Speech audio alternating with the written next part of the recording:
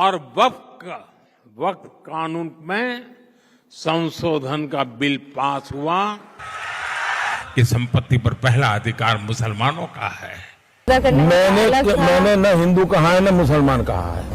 मैं जिस दिन हिंदू मुसलमान करूंगा ना, उस दिन मैं सार्वजनिक जीवन में रहने योग्य नहीं रहूंगा।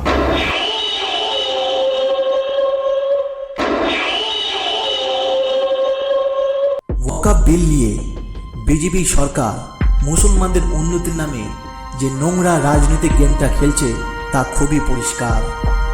তারা বলেছে এই বিল আসলে মুসলমানদের নাকি খুব উন্নতি হবে, মহিলা নাকি অনেক সুযোগ সুবিধা পাবে, তাদের ছেলেমেয়েরা ভালো স্কুলে পড়বে, চাকরি পাবে। আরে ভাই, তোরা আজ পর্যন্ত যে হিন্দুদের নামে ভোট ব্যাংক করে, হিন্দুকে অস্ত্র করে, তাদেরকে বোকা বানিয়ে যে রাজনীতির খেলা খেলছিস, সেই হিন্দু ভাইদের জন্য তোরা কি করেছিস? তাদের ছেলেমেয়েরা চাকরি পাচ্ছে, তারা ব্যবসার জন্য সুযোগ সুবিধা পাচ্ছে, বেকারত্বের হার 80% উপরে চলে গেছে।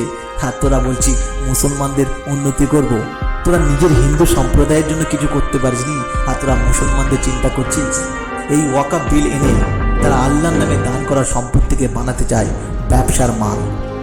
9.4 লক্ষ একর জমি, যার দাম প্রায় 1.2 লক্ষ কোটি টাকা। এই সম্পত্তি তারা তুলে দেবে কার হাতে? আদানি আম্বানিদের হাতে। ওখানে হবে বড় বড় ইন্ডাস্ট্রি, মদের ফ্যাক্টরি আর বিজেপি সংগঠন। এরা মুসলিমদের ধর্মীয় পরিচয়কে মুছে দিতে চায়। আজ কবরস্থান গেছে, কাল মসজিদ যাবে, তারপর